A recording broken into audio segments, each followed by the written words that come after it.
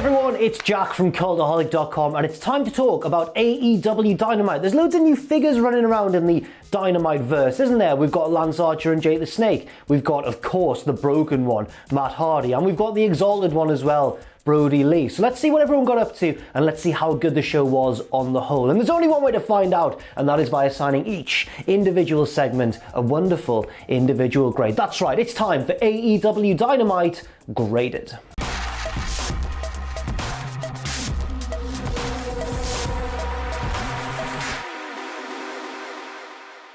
A few slight changes to note from last week. We have Sean Spears' gambling ring now moved to the backstage area, taking place in a locker room with fewer people, so there's like smaller gatherings, I guess. Also on commentary, at least to start the show, we have Tony Schiavone, Kenny Omega, and Cody as well. This is quite an interesting trio. You have Tony's bombastic voice, you've got Kenny's very soothing voice, and you've got Cody's bullying voice, because he has picked on me in the past and I'm not over it yet, even though it was about 2 years ago. I still remember you throwing your wrist tape at me, Cody. Still remember that really, really well. But in all seriousness, I really enjoyed Cody on commentary for this week's Dynamite. I thought that he was great in the color commentary role. I thought that he provided great analysis of every little thing that was going on in the ring as the active pro. Also, I thought that he threw in a lot of insider jokes and references and little slang terms, which if you're that sort of fan, was probably quite rewarding to hear. But Cody doesn't stick around on commentary for long at the start of the show because he is part of the first match, taking on none other than Jimmy Havoc. And a few moments in, it becomes apparent that Cody has learned that weird pinfall escape that Becky Lynch and Riho both do. You know, the one where you're like down on the mat, 1, 2, ooh, and you kind of anti-gravity float up to your feet. Wrestlers are different from normal people, aren't they? Meanwhile, on commentary, Kenny Omega is lamenting Jimmy Havoc's use of the closed fist. This is the same Kenny Omega who dragon suplexes people on their head from the top rope and knees them right in the face several times per match. But you stick to your own confused moral code, Kenny. That's fine by me. Cody and Havoc brawl up to the commentary area. Jimmy takes control, puts on the commentary headset like The Rock in his heyday and says, you know what, Cody, you're going to do comedy tonight? Well, I've got your tongue. How are you going to do it without a tongue? And it's all grisly and very Jimmy Havoc. And he grabs Cody's tongue and gives him a big European uppercut. And yeah, well, Jimmy said he was going to take Cody's tongue on Twitter prior to the show, and he called his shot. And in a weird way, I kind of respect that. A little bit later on, Cody goes for his springboard cutter, the Cody cutter, but Havoc counters it into a flying armbar as Cody leaps backwards, and everyone's like, whoa, Jimmy Havoc, didn't know he had that in his locker. UK fans will know that he does have that in his locker. After all, he is best friends with Zack Sabre Jr. Cody survives the armbar, he makes the ropes, but falls victim to the big acid rainmaker lariat. He kicks out at 2, and then just kind of takes control. Big inverted superplex off the top, and then 2 crossroads to pick up the victory. After the match, Jake the Snake Roberts appears on the Tron and accuses the Elite of cowardice. When they formed AEW, Jake Roberts never got the call despite being the greatest mind in the history of the business, and Lance Archer never got the call despite the Elite being in Japan with him and seeing just what kind of damage he could do. He says the Elite were scared, too scared to bring Archer on board. Once Cody has returned to the commentary desk, he confirms that, you know what, bring it on, Archer will make his in-ring debut next week, but he doesn't say against who. This gets a B grade. I thought it was a good match to start the show, a nice little showcase for Jimmy Havoc, but a bit of a predictable winner, of course, with Cody picking up the victory. But yeah, I enjoyed it for what it was, and Jake's promo was solid as well. Next up, another singles match, this time Darby Allin taking on Kip Sabian, accompanied as always, of course, by Penelope Ford. They go back and forth a little bit at the start, but eventually the action spills to the outside. Darby has Kip Sabian against the crowd barrier. He backs up and charges, but Penelope pulls Sabian out of the way and Darby just crashes into that guardrail. Probably wondering why it's even there this week. Why is it even there? Darby could have been saved quite a nasty bump. Ford gets involved a couple more times from the outside. At one point she distracts Darby, allowing Kip Sabian to turn the tide. At one point she pulls Sabian out of the way of an attempted suicide dive by Darby Allin, and then he stops because he's about to crash into Penelope Ford. Old school heel manager stuff, but eventually it's not enough. Darby gets the win by playing a little bit of possum, it seems like, as Sabian goes over to grab him and he just rolls him up, picks the leg, and then turns it into the Last Supper, his kind of unique modified pinfall attempt, and it's enough. It's a successful attempt, and it gets the 3 count. This gets a B grade. I enjoyed it for what it was. I thought, given a little bit more time, it could have developed into something a little bit more special. The ending felt very abrupt, but then again, not every single ending of every single wrestling match should be a big epic conclusion to a massive struggle. Sometimes abrupt endings are good, and I think I'll appreciate this more in the long run.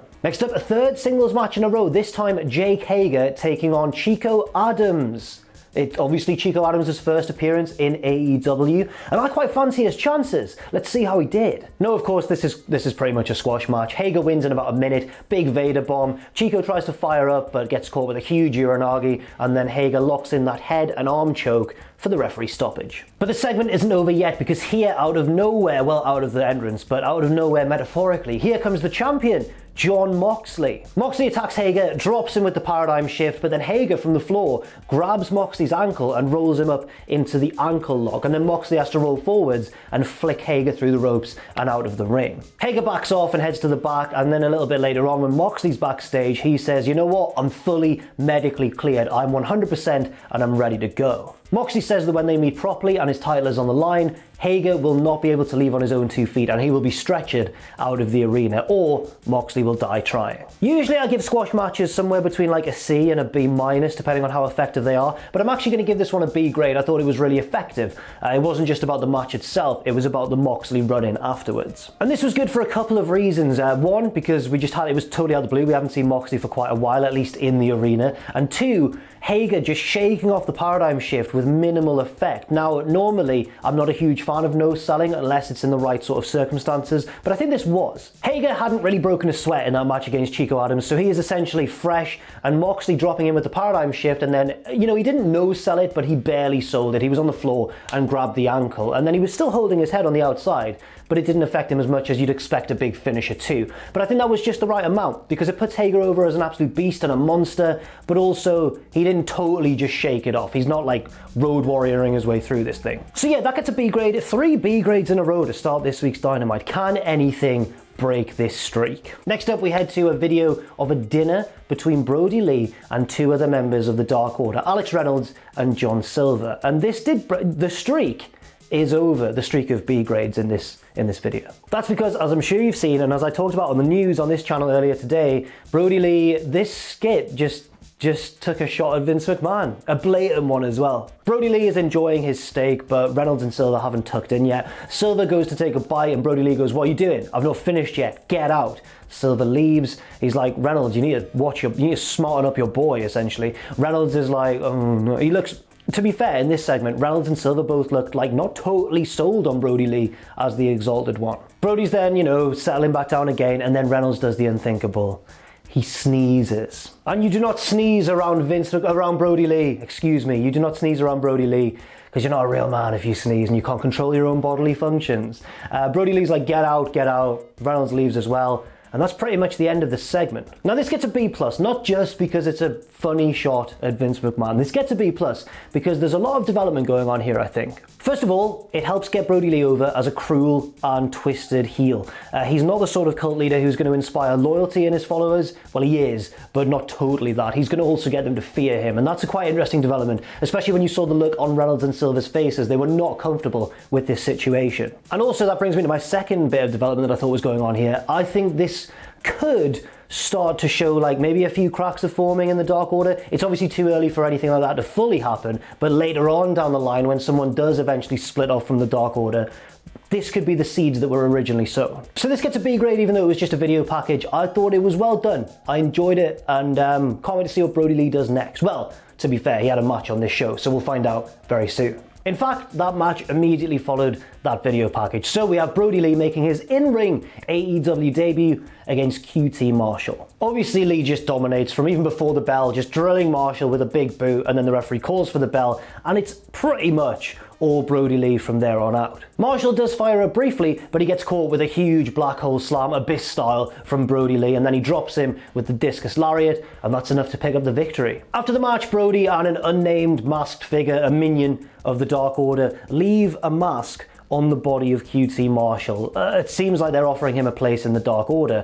And Cody doesn't seem that bothered on commentary. He's like, oh well, they're trying to boost their numbers. That's your best friend. They're doing that to your best friend. I guess that Cody doesn't for a second think that Marshall would do such a thing. But we'll find out. This gets a C+ grade, nothing wrong with it. It was just the 4th singles match in a row and the 2nd squash match in a row. So it did have a little bit of a diminished effect, but at the same time, it did a good job. It got Brodie Lee over, and it furthers a potential storyline with QT Marshall. Next up, a tiny little video segment that has no grade attached to it because it was too short, but Tony throws to our West Coast correspondent, Vanguard 1, who is checking on the condition of Nick Jackson. So we are on like a bird's eye view of Vanguard 1 as he flies down. Is Vanguard 1 a hero? I don't know what Vanguard 1 is. It's a drone, Jack, come on. So we're riding like shotgun with V1 as it flies down through Rancho Cucamonga, California. I think that's where the books are from. Rancho Cucamonga, it sounds like a magical fantasy land. What, is anyone from there? Let me know in the comment section down below. Anyway, it flies down, it spies Nick Jackson in his garage, as we say in the UK, or garage, as you say in the United States if you're from there. Nick Jackson's working out, and Vanguard 1's little like dial on the viewpoint says 61%. Nick Jackson is nearly, he's on his way to recovery, and he should be back pretty soon.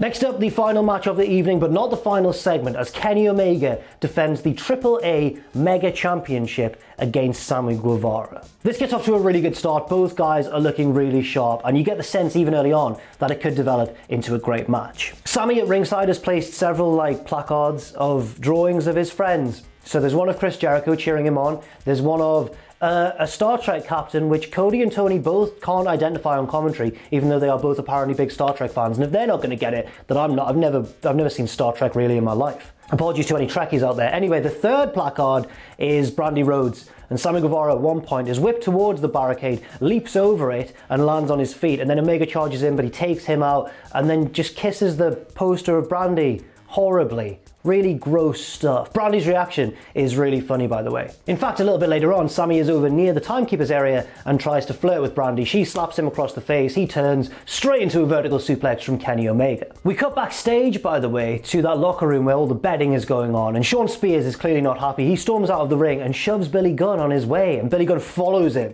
And I want to see that match. Can we book Shawn Spears versus Billy Gunn, please? Obviously, giving Billy Gunn the big victory that he needs in AEW. Then we can propel him towards that title shot, and then eventually, of course, we'll have AEW World Champion, the Ass Man, Billy Gunn. This is the point where the match just kicks into an incredibly high gear, with Sammy Guevara doing a springboard off the top like a 180 turning cutter kind of thing. It's amazing. Omega rolls out the ring to try and recover. Guevara follows him straight out, of course, and they're just hitting big moves on each other. Guevara tries to springboard back onto Kenny in the ring. Kenny turns into a powerbomb. There's V triggers flying everywhere. It's really, really top level stuff. One of the V triggers Sammy sells insanely well. Like, Kenny hits him with the knee, and Sammy, without it looking too ridiculous, does a backflip and just crumples to the canvas. Kenny presses the advantage. He survives a Spanish fly at one point. He hits several more V-triggers. One, in fact, while Sammy is flipping him off, and Kenny's like, whatever, no, bang, knee to the face. And eventually, the one-winged angel finishes it off. Kenny Omega is still the AAA Mega Campeon.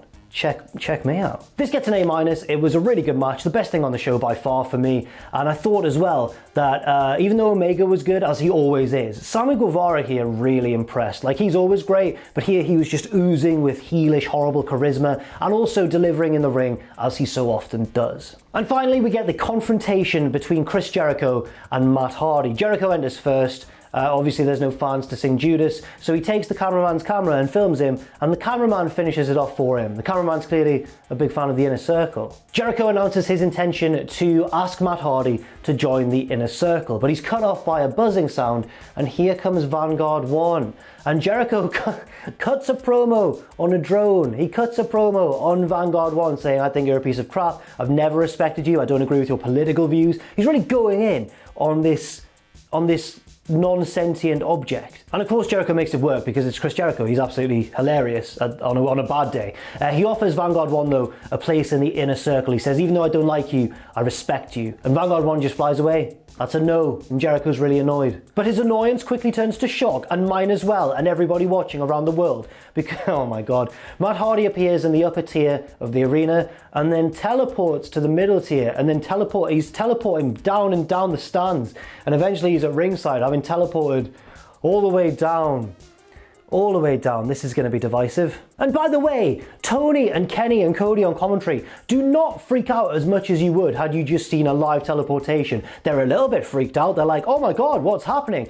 If that happened in front of you, would you be going, oh my god, what's this? I will be on the phone to the police immediately saying something's not right here. I don't know what's real anymore. Jericho sells it well though. He's like, what was that? How did you do that? And Matt Hardy just goes, because I am magic, which, fair enough, yeah, magic, that explains it. Hardy also says that he sided with the Elite last week because he owed the Bucks of Youth, the Young Bucks, a debt because they were the ones who resurrected broken Matt Hardy. Jericho says, I've resurrected careers too, you know. I've resurrected Jake Hager's career. I brought Jon Moxley, however inadvertently really, to AEW, and I even made the careers of people like Santana and Ortiz. Jericho says he knows Matt Hardy, but Matt Hardy does the whole broken universe thing. He says, I am just a vessel to the 3,000-year-old spirit of Damascus. Jericho's like, okay, well, on the outside you look very different, but on the inside, I know you're just the same. Hardy says, I could say the same for you, and we get this cool little standoff between two of the absolute masters of reinvention in wrestling history, I think. Matt Hardy says, yeah, you're different as well. You've changed yourself too, but on the inside, you're still the same evil essence, a real whole of ass. So Jericho goes the personal route. He says, as always, Matt, you are one step behind. You are still living in the shadow of people like your own brother and even me, even Chris Jericho himself. Jericho says, are you joining the inner circle or are you standing with the Elite? And Hardy, of course, doesn't say Elite. He says delete. Jericho's like, no, I said the Elite. They go delete, elite, delete, elite. You know, you know the kind of thing you're getting in for here. Hardy eventually sings the obsolete song, getting the crowd to sing along, and Jericho's like, there's no one here. What are you doing? And Hardy's like, there are essences of famous people everywhere. There's Abraham Lincoln. There's Martin Luther King. And by this point, I'm watching this like, what? Am I having a fever dream? Matt says he will delete Chris Jericho, and Jericho slaps him, and Matt Hardy drops him with a big right hand. Jericho's on the floor. He says, okay, right, maybe you are magic. You just took out Le Champion with one punch, but I'm magic too. Abracadabra, Matt Hardy's going to get his ass kicked. And on those words, here comes Sammy Guevara from behind, jumping Matt Hardy. But the heels' advantage doesn't last for long as Kenny Omega and Cody Rhodes sprint down from commentary with a steel chair each. They take out the heels and stand tall with Matt Hardy to end the show. Right, let's grade that. Let's try and put a grade on that anyway. So if you've been watching my videos for a while, you'll know that originally I was a big critic of the whole broken universe stuff. I did not like the final deletion, and I just wasn't a fan of the whole thing. Then the promotion I was working for at the time decided to book Matt Hardy and book me in an angle with him. So that was fun. So I have a really strange opinion of the broken universe. It's one that's developed over time, partly because I feel a bit like I was narrow-minded back then, partly because the guy behind it bit my ear off in front of a live wrestling audience, and that'll do a lot to change someone's opinion as well. But I think on balance, the only thing I have a real issue with here, this was less ridiculous than the worst bits of the broken universe that I didn't enjoy back then.